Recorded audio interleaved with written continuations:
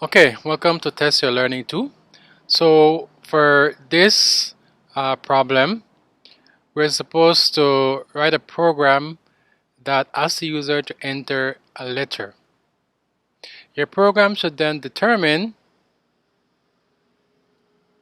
whether the letter is a vowel or not. So for example, if I enter X, then it should say X is not a vowel. If I enter A, it should say A is a vowel. So how would I solve this problem? Well, I definitely need to ask the user to enter a letter. And then I would need to determine if the letter is a vowel. If it is a vowel, I will print some message. And if it's not a vowel, I will print some other message. Alright, so work on this problem. And I will see you in the next video where we discuss a possible solution.